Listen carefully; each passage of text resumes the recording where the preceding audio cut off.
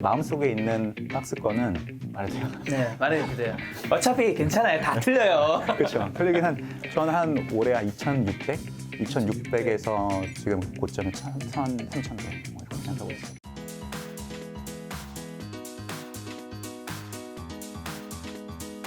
오늘 주제는 바로 펀드 매니저의 투자편입니다. 함께 이야기 나누실 분을 소개하도록 하겠습니다. 안녕하세요. 안녕하세요. 안녕하세요.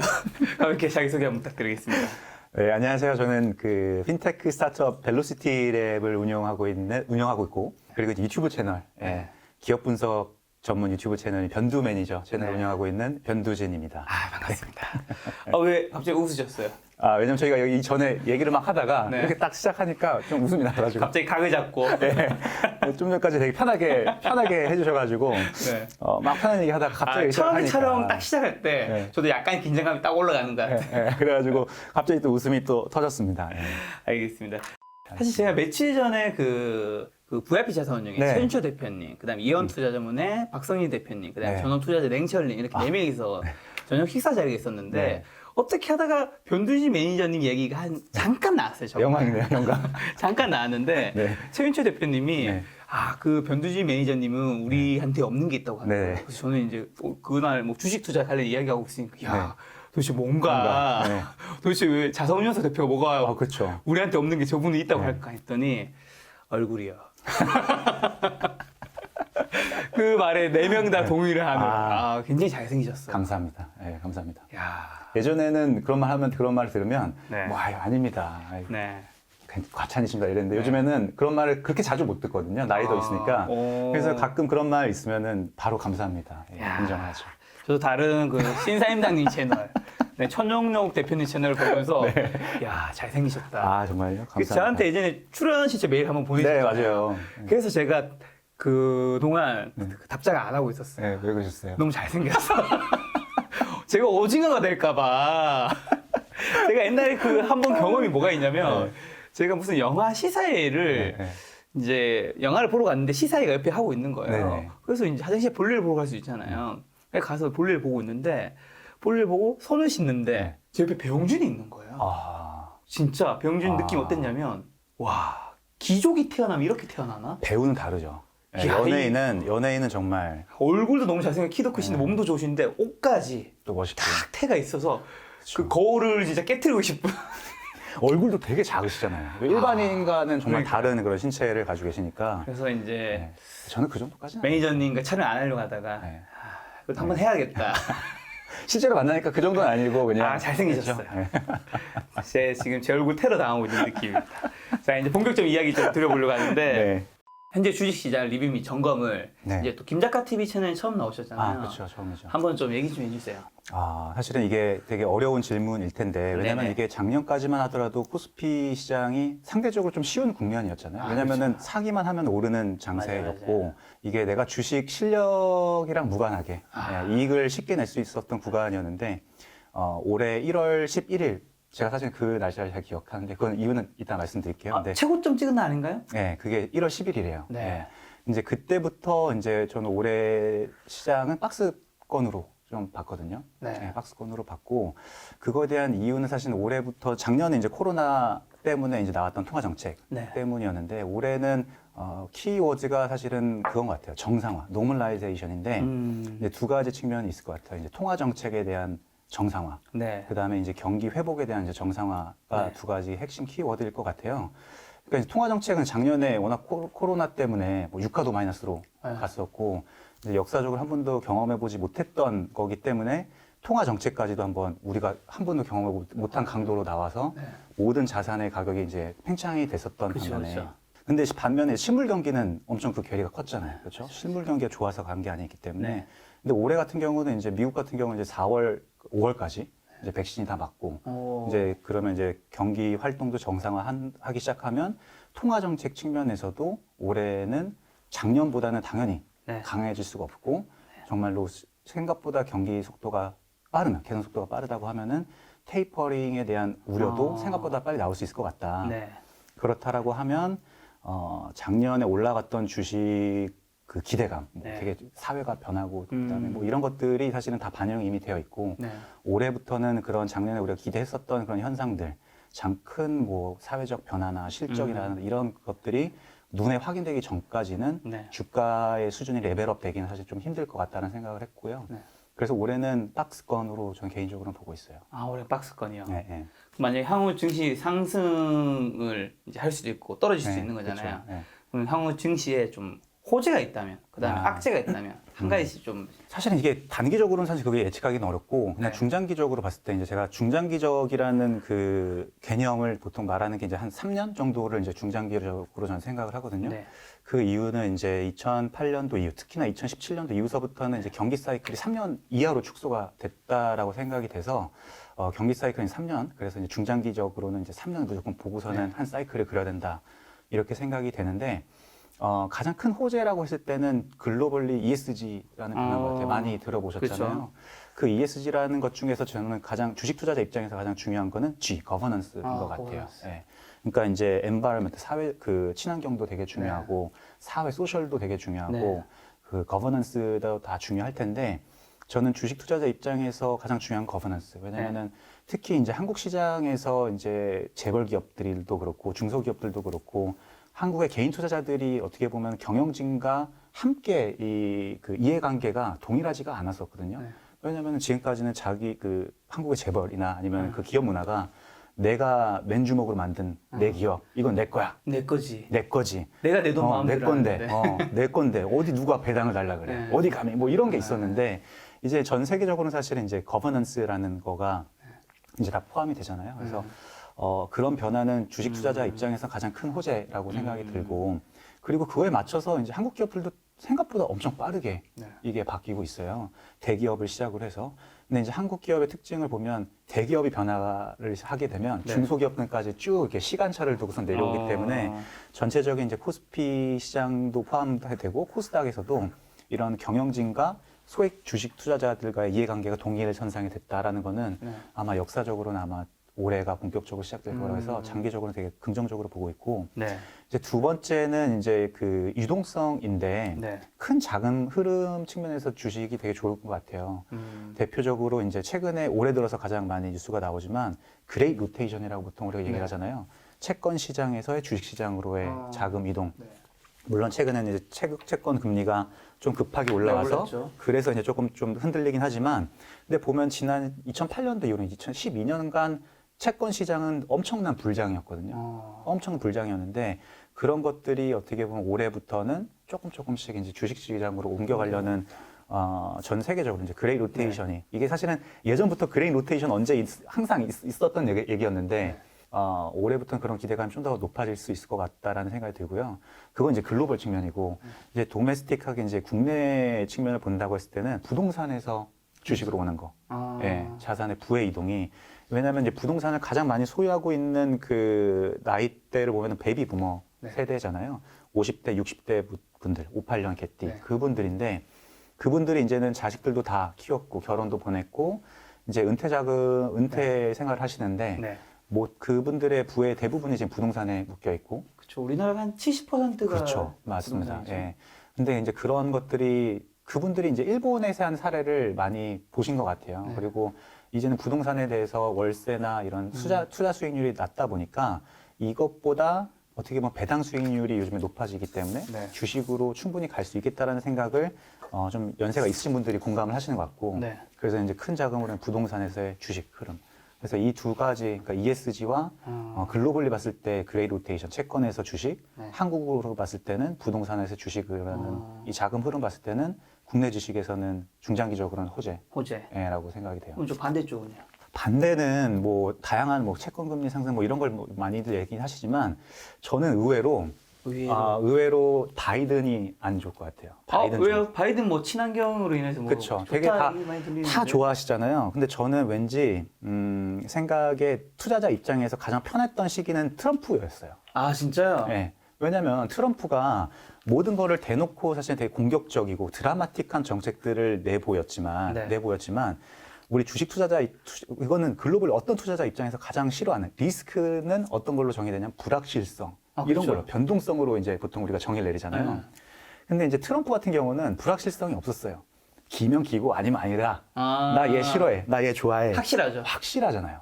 네, 주가 빠지면은 트위터로 날려주잖아요. 페드 뭐 하고 있어?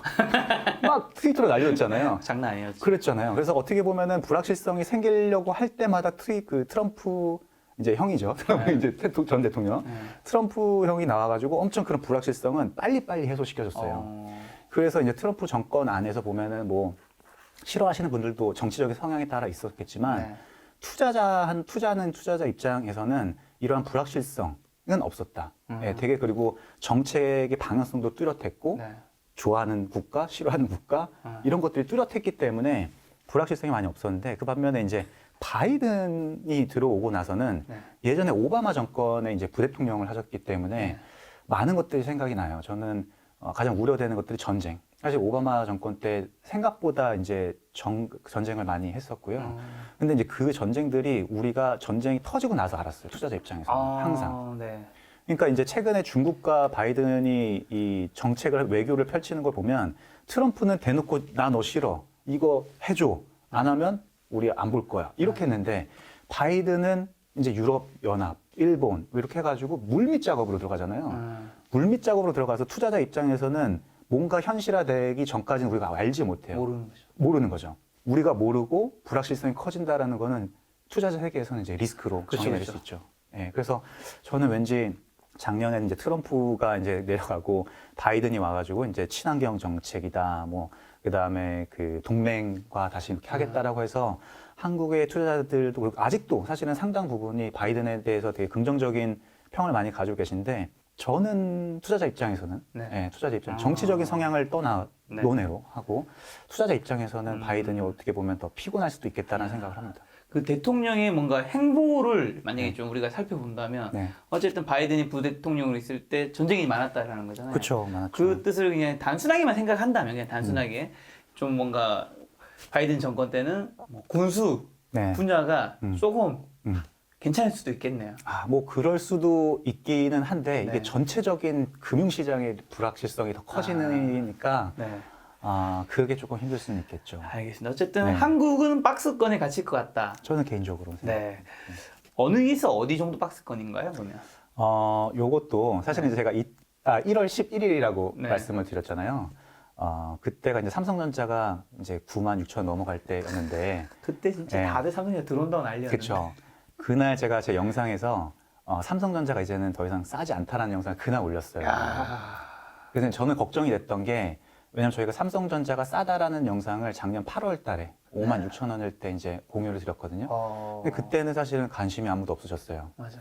1월 11일 날 너무 급하게 올라서 지금은 삼성전자 훌륭한 회사고 좋은 주식이지만 너무 지금 가격은 그렇게 싼 가격은 아니다라는 거를 이제 올려드렸거든요. 그 말은 삼성전자가 사실은 박스권에 갇히면 코스피도 박스권이라고 저는 기본적으로 생각을 하거든요. 그래서 제가 생각하고 마음속에 있는 박스권은 말해도 돼요? 네, 말해도 돼요. 어차피 괜찮아요. 다 틀려요. 그렇죠. 틀리긴 저는 올해 한 2,600? 2,600에서 지금 고점이 3,100. 3,100. 어떻게 보면 시장을 박스권에 보다 하락 쪽에 베팅하고 계신 것 같은 느낌인데요. 지금이 3,000 초반이니까. 그렇죠. 3,000 초반이잖아요. 그러니까 이게 그러면은 지금부터 그럼 주식을 다 팔아야 되느냐? 그건 또 아니에요. 왜냐하면 이게 작년에 코스피가 지수가 쭉 올라온 거를 보시면은 코스피 상위 기업들의 시가총액 순위가 많이 바뀌었잖아요. 대표적으로 네이버, LG화학, 삼바 뭐 이렇게 이런 애들이 올라왔고 내려간 회사들이 뭐 포스코 그다음에 은행주들이 이렇게 많이 내려갔고 삼성전자랑 하이닉스들이 이렇게 시가총액 1위서부터 30위들이 어떻게 보면은 자기네들만 좋게 올라와서 시가총액 코스피가 3,000이 됐는데 반면에 이제 32부터 이제 200위가로 내려가면 아직까지도 주가가 코로나 이후 주가에서 많이 못 오른 기업들이 많이 있거든요. 근데 제가 말씀드린 이제 박스권이라는 거는 이 상위 기업 작년에 많이 좋았던 기업들은 좀 횡보를 하고 아니면 좀 더 빠질 수도 있고 빠지고 작년에 못 올라왔던 회사들이 어떻게 보면 올해는 이제 코로나부터 회복을 하면서 이제 수익률 갭 맞추기 요거를 이제 저는 생각을 하고 있는 거죠. 그러면 개인 투자자는 지금 이런 장에서 좀 어떻게 개인 투자자들은 이런 올해 같은 시장은 어떻게 보면 수익률을 내기 오히려 더 편할 수도 있어요. 진짜요? 네, 전제 조건이 있죠. 공부를 좀 하신다면. 공부를 한다면. 작년 같은 경우는 그냥 주변에서 삼성전자 좋으니까 사자, 네이버 좋으니까 사자, 카카오니까 좋으니까 사자라고 하면 작년은 누가 수익률이 가장 많이 높았냐면은 공격적인 성향의 투자자분들이 높았어요. 예. 그냥 밸류에이션 안 보고 좋다고 하니까 그냥 막 사시는 분들. 네. 지식과 경험에 상관없이 네. 했던 분들이 편하게 수익을 봤었던 장이라면 올해 같은 박스권 장세는 지금 주가는 좀 비싸고 네. 좀 싸고 이런 것들을 나눌 수 있는 어떻게 보면 공부가 좀 필요한 단계죠. 네. 그래서 저는 올해도 개인 투자자분들이 성과를 잘 낼 수 있을 거라고 생각이 돼요. 왜냐하면 이제 유튜브에서도 이제 김 작가님들도 네. 계시고 다양한 유튜버 분들이 어떻게 보면 예전에는 없었던 정보의 비대칭성을 그쵸, 그쵸. 많이 해소시켜 주시고 계시기 때문에 저도 뭐 기업 분석을 해가지고 올려주는 네. 사람이기도 하고 그래서 2008년서부터 2019년까지가 코스피가 박스피였잖아요. 네. 그래서 그때 수익률이 되게 힘들다라고 지수는 수익률이 갇혀 있었지만 그 안에서 엄청 그 종목들은 수익률이 좋았거든요. 네. 그런 장세가 올해도 지속이 된다면은 조금만 노력을 하시는 그리고 노력과 관심이 있으신 분들은 네. 수익률 내기가 생각보다 괜찮을 수 있다. 자, 그럼 노력 막 얘기하면 사람들이 또 어려워할 수도 있으니까 네. 좀 어느 섹터 좀 좋게 보시고 그다음에 이쪽은 네. 좀 안 보고 계시다. 종목은 일단, 아니니까요. 네, 섹터를 저는 안 보고 있는 섹터는 바이오, 제약 바이오. 네, 제약 바이오는 안 보고 있고요. 네. 안 보고 있는 이유는 그 제 분석 능력의 범위를 벗어나요. 네, 그래서 제가 공부를 해봐도 이게 싼지 안 싼지에 대한 판단이 안 서기 때문에 네. 그거에 대한 거를 잘 모르기 때문에 모르기 때문에 근데 이걸 내가 모른다라는 걸 인정하는 게 사실 되게 중요해요. 내가 모름에도 불구하고 욕심을 부려서 투자를 해가지고 성과를 볼 수도 있거든요. 근데 네. 저는 그런 거는 좀 선호하지 않기 때문에 제약바이오는 잘 안 보고 있고요. 대체로 가치 투자하시는 분들이 제약바이오를 좀 잘 안 보시는 것 같은 느낌이 왔는데 맞나요? 그렇죠. 그러니까 왜냐하면 이제 가치 투자자라고 하는 사람들은 이제 밸류에이션을 먼저 잘 따져보고 하기 때문에 안 보기는 하는데 그렇다고 해서 공부를 안 하는 게 아니에요. 항상 공부는 하죠. 이게 공부는 해보는데 근데 이제 공부를 가치 투자자들은 보통 이제 겁쟁이들이 많아요. 네, 겁도 많고 실제로 만나보면 겁도 많은 사람들이 있고 네. 그런 사람들이기 때문에 자기가 모르는 거에 대한 두려움이 있는 거죠. 그래서 공부를 해보고 이거가 내 지식과 내가 컨트롤할 수 있는 범위를 벗어난다. 라고 했을 때는 그거는 과감하게 포기하는 경향이 있는 거죠. 알겠습니다. 네. 자, 제약바이오 안 보고 보는 네. 쪽은요? 보는 쪽은 사실은 올해는 턴어라운드 작년에 코로나 때문에 피해봤었던 온택트, 네, 언택트. 네, 온택트 관련주들, 그다음에 이제 오프라인 채널. 작년에 디지털 채널들이 다 좋았잖아요. 네. 올해는 이제 오프라인 채널들. 그리고 섹터로 좀 나눠본다고 하면 유통 쪽에서는 이제 오프라인 채널들, 네. 뭐 백화점, 편의점, 네. 마트 같은 경우도 이제 좋아하고, 그다음에 최근에 올해 1월달에 저희가 분석을 했었던 게 정유주, 정유. 네, 정유주. 그리고 금리 관련해 가지고는 은행이랑 보험 하는데 저희는 이제 재보험도 좋아하고요.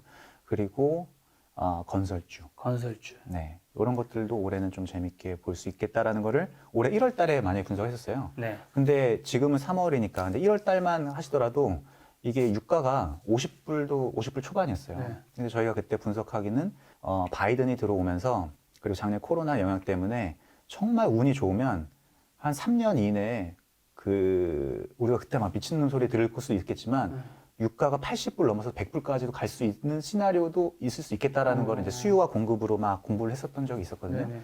근데 지금 벌써 이미 60불 넘어섰잖아요. 엄청 빨리 그래서, 오르고 있네요. 네, 그래서 근데 이제 이번 재밌는 게 60불이 넘어섰는데 이번에 오펙 플러스 회의에서 네. 그 아랍에미리트가 원래는 그 오펙 플러스 회의에서 보통 MS 전략을 중요하게 생각을 해서 가격을 좀 내리더라도 MS를 가져가려고 많이 노력을 하는데 이번 최근에 재밌는 거는 아랍에미리트가 자기 MS를 포기하고 생산을 좀 그 가격을 좀 더 중요시하는 정책을 결정을 내렸거든요. 왜요?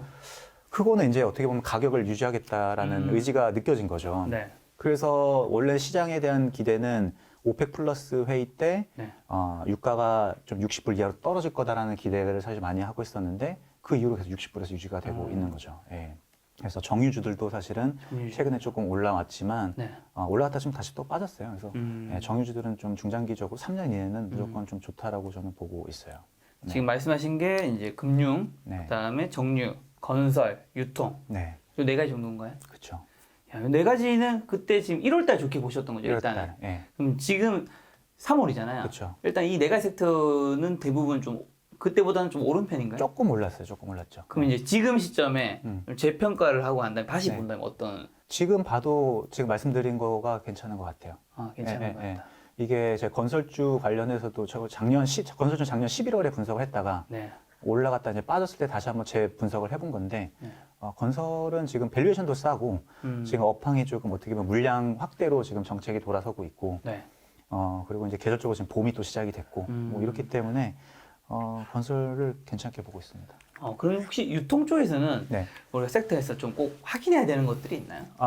유통이요? 네, 유통 지금 뭐 편의점, 네. 마트, 백화점 네. 괜찮다고 하셨는데. 네.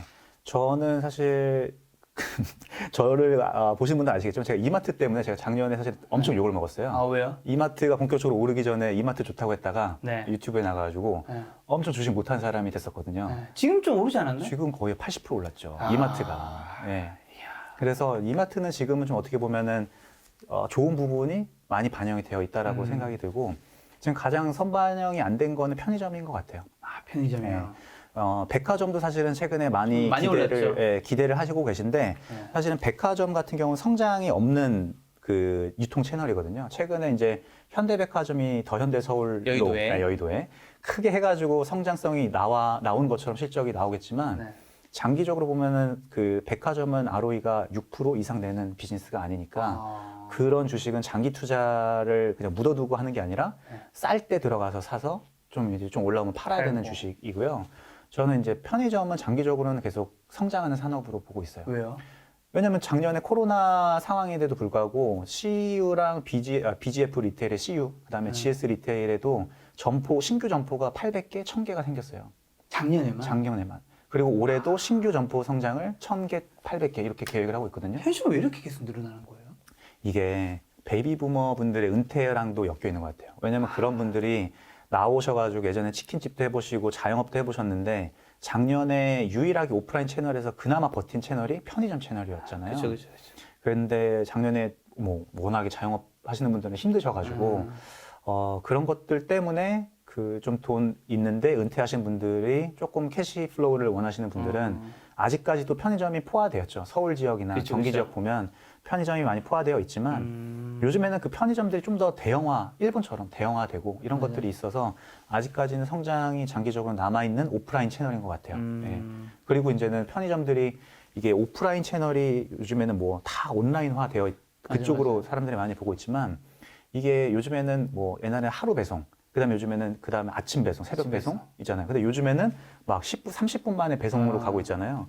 그렇다라고 했을 때는 각 지점에 오프라인 채널에 상품 가지고 있는 채널이 있어야 될 텐데 그거를 가장 장기적으로 잘 활용할 수 있는 채널은 편의점이라고 생각해요. 그래서 30분 이내에 내가 뭐 카레를 사야 된다. 아니면 식용유, 맥주를 사고 싶다.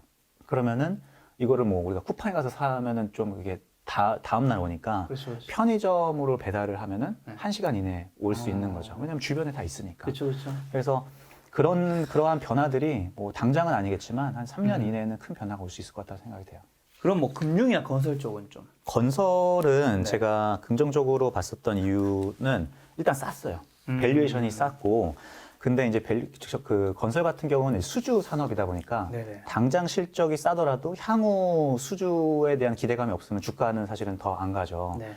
이게 보통 가치 함정에 빠질 수 있는 국면인데 근데 그 다행히도 올해 이제 보궐선거 다음 달에 있고 그리고 이제 내년도 대선 있고 하니까 일단은 이제 SOC 투자에 대한 버짓이 늘어난 거에 대해서 물량이 좀 확대될 수 있다라고 이제 생각을 했었고 근데 또 이제 주택 경기 사이클도 이제 물량 지금까지는 이제 어떻게 보면 규제를 막 강하게 했었는데 네. 요즘에는 이번 정권 후기에 오면서 이제 물량을 늘려야 되겠다라는 걸로 선회가 되잖아요. 그 말은 이제 건설 회사 입장에서는 물량을 이제 또 수주할 수 있는 그런 국면이 있었고 그리고 이게 저희가 1월 달에 분석을 했었던 거는 이제 유가랑도 연동을 시켰었는데 건설 회사들은 국내 건설도 하지만 해외 그 그쵸. 유가로 연동되는 EPC도 하잖아요. 그래서 유가가 만약에 오르게 된다라고 했을 때는 이거는 플러스 알파로 할 수 있겠다라고 생각했는데 지금 유가도 잘 가고 그래서 이러한 면들을 세 개의 투자 포인트를 따져봤는데 네. 지금 그때의 밸류에이션 그리고 지금 밸류에이션의 이러한 사이클을 봤을 때는 괜찮다.